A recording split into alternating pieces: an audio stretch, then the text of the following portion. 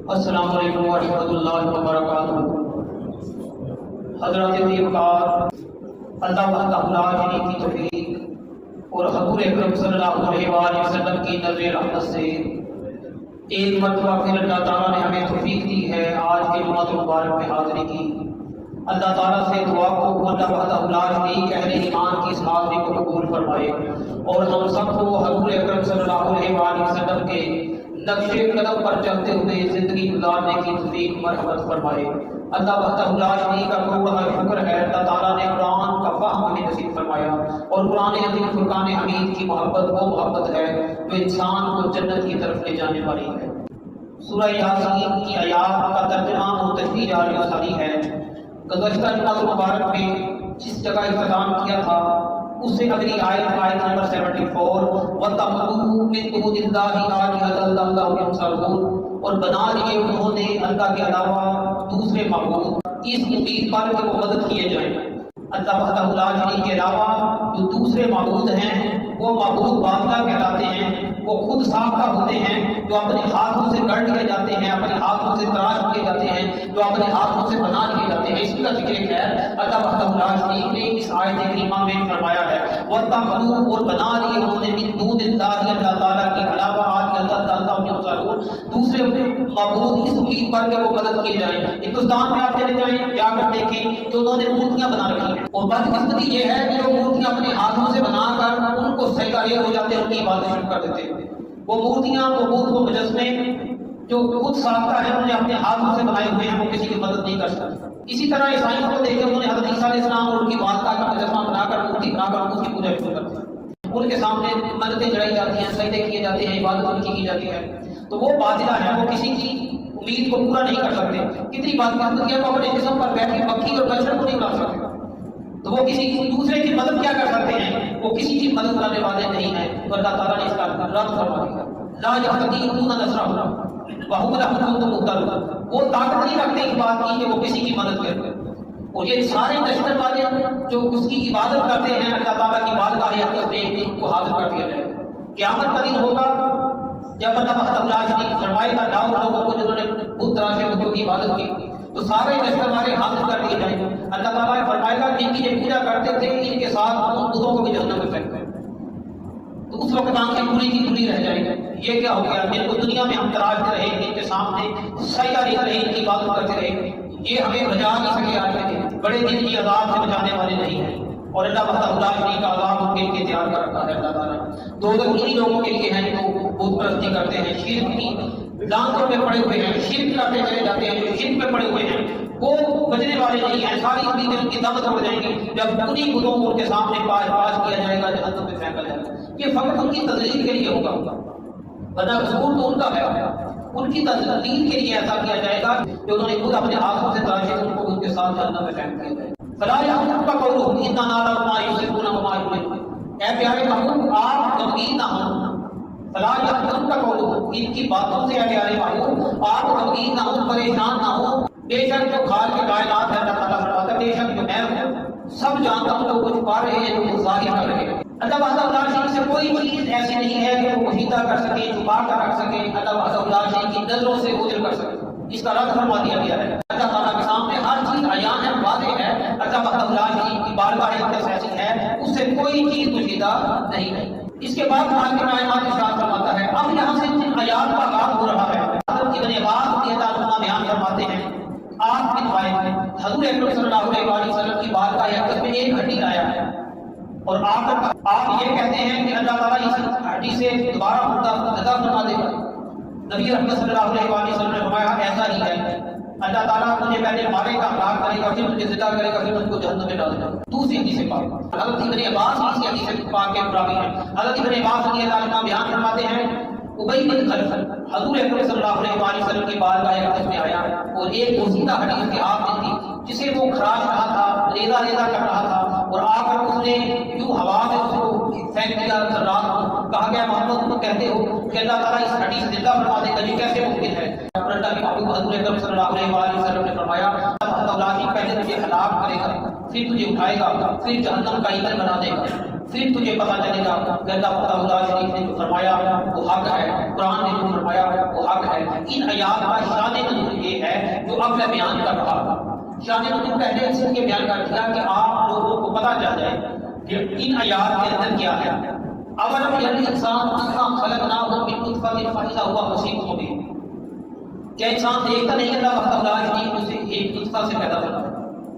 اللہ وحدہ لا شریک نے انسان کی تخلیق کی ہے ایک نطفہ کے ساتھ، ایک بوند جو پنیر کہلاتی ہے، نجس کہلاتی ہے، اس سے اللہ تعالیٰ نے انسان کی تخلیق کی ہے، انسان کو پیدا کر دیا ہے۔ فَإِذَا هُوَ خَصِيمٌ مُبِينٌ، بس جبھی وہ جھگڑا جو ہے، بار بار میں انسان جھگڑا کر جاتا ہے، بار بار میں انسان الٹا دکھائی دیتا ہے۔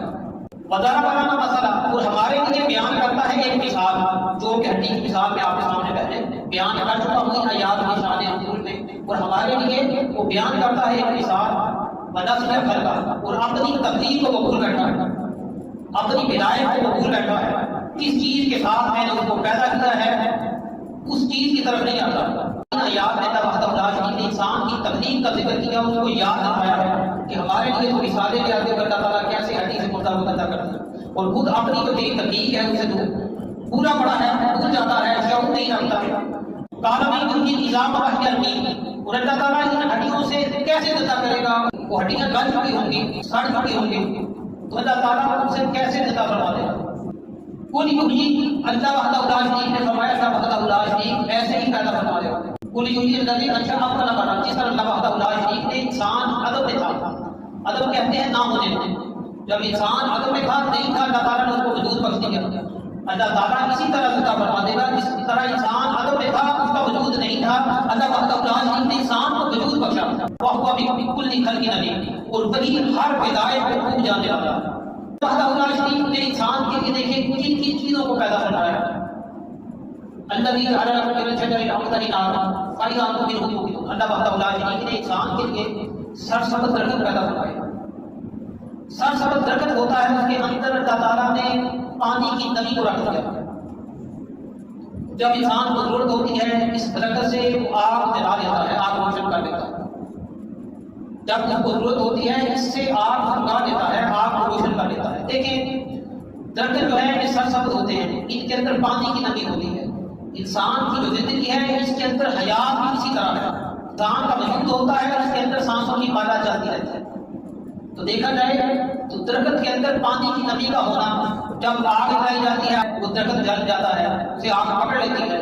پانی جو ہے وہ آگ کی ضد ہے۔ اللہ تعالیٰ کا قدرت کاملہ ہے کہ جب وہ ایسے سرسبز و شداب درخت کے اندر نمی پیدا کر دیتا ہے، وہ پانی کی نمی کو پیدا کر دیتا ہے جسے انسان آگ روشن کر سکتے ہیں، آگ سنگا سکتے ہیں۔ تو اسی طرح انسان کا جو وجود ہے، انسان کی جو حیات ہے، اندر اس کی سانسوں کی مادہ ہے، اس کے آنے جانے کا نام زندگی ہے۔ تو ان آیات کا شان نزول جو میں پہلے آپ کو بیان کر چکا ہوں، یہاں تک شان نزول، یہ ان آیات کا شان نزول حضرت ابن عباس رضی اللہ تعالیٰ عنہما نے بیان فرمایا کہ مشرکین مکہ نے انکار کیا تھا کہ اللہ تعالیٰ مسیحا ہڈیوں سے کیسے زندہ پیدا کر سکتا۔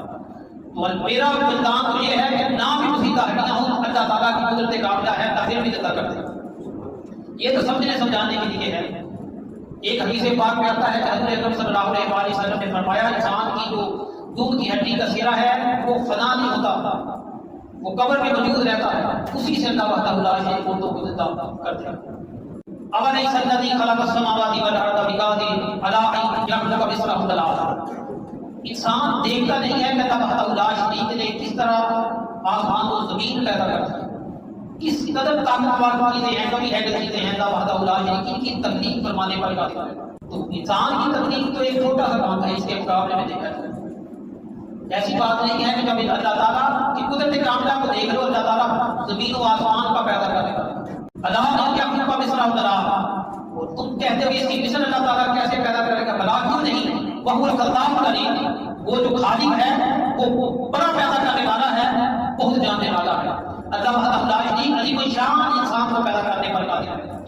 اللہ وحدہ لا شریک کی قدرت کاملہ ہے، عظیم الشان ہے، اور وہ بہت بڑا پیدا کرنے والا ہے۔ اس کا مقابلہ کرنے والا کون ہے؟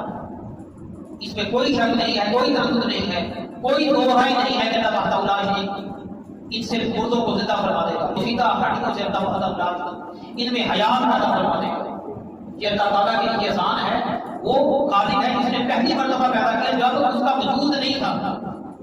جب ایک پانی کی بوند سے انسان کو پیدا کر سکتا ہے، اب تو ہڈی وجود ہے تو آپ اٹھا رہے ہو، اب تو ہڈی تمہارے سامنے جس کو اٹھا رہے ہو، تو اس سے پیدا کرنا کیوں مشکل ہوگا اس خالق کائنات کے لیے جس نے آسمان و زمین کو پیدا کر دیا ہے، بڑی بڑی چیزوں کا پیدا کرنے والا ہے. تو تم اس کو کیوں ایسا سمجھتے ہو کہ اللہ وحدہ لا شریک کی کوئی سے دور چیز ہے؟ کوئی دوری نہیں ہے. اللہ وحدہ لا شریک کی دسترس سے، اللہ کے دست قدرت سے کوئی چیز دور نہیں ہے.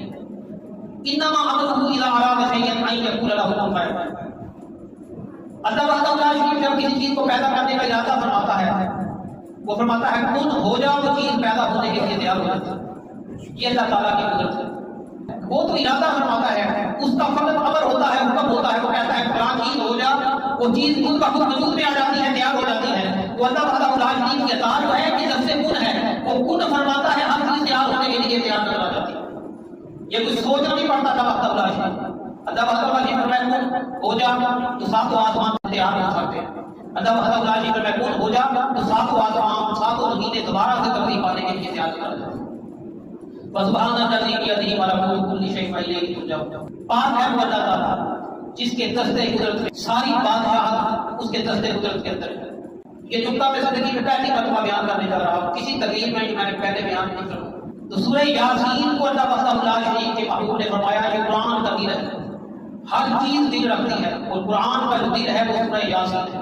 وہ شخص جو عالم نظام میں ہو، عالم نظام میں جو حالت ہو انسان کی، اس کے پاس سورہ یاسین جب پڑھی جاتی ہے، اس کی عذاب اس وقت صحیح کام نہیں کر رہے ہوتے، لیکن جب سورہ یاسین پڑھی جاتی ہے، قرآن کا دل اس کے پاس پڑھا جاتا ہے، تو اس کا دل خالق کے کائنات کی طرف متوجہ ہو جاتا ہے. اس لیے سورہ یاسین کو پڑھا جاتا ہے کہ انسان کی جو روح ہے وہ عالم ناسوت سے عالم لاہوت کی طرف لے جائی جا رہی ہے. اس کے جسم سے اس کو نکالا جا چکا ہے، تو آواز آتی ہے وَإِلَيْهِ تُرْجَعُونَ. اے لوگوں تم جتنے بھی ہو سب کے ساتھ اسی کی بارگاہ اقدس میں حاضر کیے جائیں. تم تمام لوگوں کو اسی کی طرف دکھایا جائے گا، اسی کی طرف اس کی بارگاہ اقدس میں حاضر کر دیا جائے گا. تو اس لیے جو زندگی کی بازی ہار رہا تھا، جس کے سانسوں کی مادہ رک رہی ہو، اس کے قریب ہی سورہ یاسین اس لیے پڑھی جاتی ہے جو اس کا قلب قرآن کے قلب کو سن کے نرم ہو جائے، اللہ کی طرف متوجہ ہو جائے. زندگی میں وہ نہ جانے کیا کرتا رہا، خالق کائنات کو نران کرتا رہا، خالق سے اس نے منہ موڑا روح کروانے کی، اللہ وحدہ لا شریک کے احکامات کو اسے پھر ڈال دیا. لیکن جب اس کا آخری وقت آتا ہے، خالق کائنات کی طرف سے آواز آتی ہے کہ تم لوگوں نے میری ہی طرف حاضر ہونا ہے، تو اب اس پر یاسین کو سنتا ہے، اس کا دل خالق کائنات کی طرف متوجہ ہوتا ہے، اور اس کی روح آفری کے حوالے ہو جاتی ہے. اسے شعور بھی نہیں رہتا، اسے تکلیف بھی نہیں ہوتی، وہ اللہ وحدہ لا شریک کے پاس حاضر ہو جاتا ہے. خالق کائنات کی بارگاہ اقدس وہ ہے جس کی بارگاہ اقدس میں سب کو حاضر کر دیا جائے. آج سورہ یاسین کا ترجمہ اور تفسیر مکمل. آپ نے قرآن کو سنا اور قرآن میں نے آپ کے سامنے سنایا. اگر غلطی ہو جائے تو یہ میرے علم کا نقص ہے، میری طرف سے ہے. قرآن حق ہے، اس میں کوئی کجولی نہیں ہے، کوئی ٹیڑھا بات نہیں ہے.